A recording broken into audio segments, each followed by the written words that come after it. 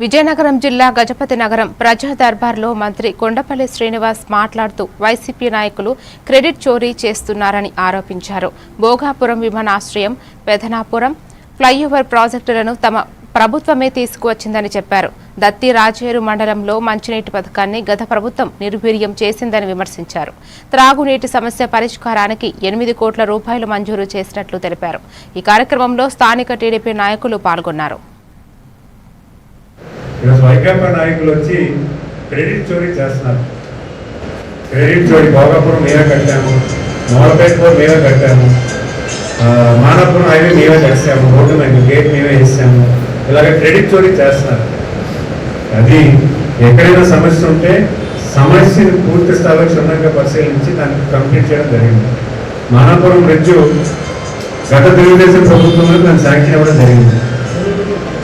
వాళ్ళకి ఇచ్చిన 5 ఏళ్ల కాల పరిమితుల్లో కనీసం 20% కంప్లీట్ అవ్వాలి. 20% మనం వచ్చిన తర్వాత కాంట్రాక్ట్ సమస్య ఉంది. వెంటనే ఆ కాంట్రాక్ట్స్తో మాట్లాడాము. ఆ కాంట్రాక్టర్ సబ్ కాంట్రాక్ట్ ఇచ్చుకున్నారు. ఆ కాంట్రాక్టర్ కూడా ఎక్కడైనా అధికారికంగా ఏదైనా ఉన్నతాధికారులు ఎక్కడ ప్రాబ్లం ఉన్నా, పేమెంట్తో ప్రాబ్లం ఉన్నా దగ్గరుండి పరిష్కారం చేశాము. వెంటనే అది మానవపురం బ్రిడ్జ్ కూడా మనం కంప్లీట్ చేసి అది ఉపయోగం కూడా తీసుకురావడం జరిగింది.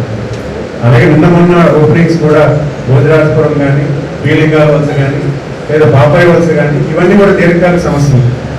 ఇవన్నీ కూడా కూటమి ప్రభుత్వం బాధ్యతగా తీసుకుంది కాబట్టి పనిచేశారు. గంగరాజర్ మండలంలో అయితే డ్రింకింగ్ వాటర్ ఫెసిలిటీ చాలా దారుణం. అంటే ఎందుకు పట్టించుకోలేదు, ఎవరి కోసం పట్టించుకుని నాకైతే అర్థం కాదు. ప్రజాప్రతినిధులు ఉండి కూడా బాధ్యతగా వ్యవహరించకపోవడం వల్ల డ్రింకింగ్ వాటర్ని పూర్తి స్థాయిలో అడ్రస్ చేయలేకపోతాం. ఈ రోజుకి సుమారు 8 కోట్లు గంగరాజర్ మండలానికి ఇచ్చినా కూడా ఇంకా సమస్యలు ఉన్నాయి అక్కడ. అంటే ఇంకా గ్రామాల్లో డ్రింకింగ్ వాటర్ అనేది స్పెషల్ ఫండ్ కావాలి.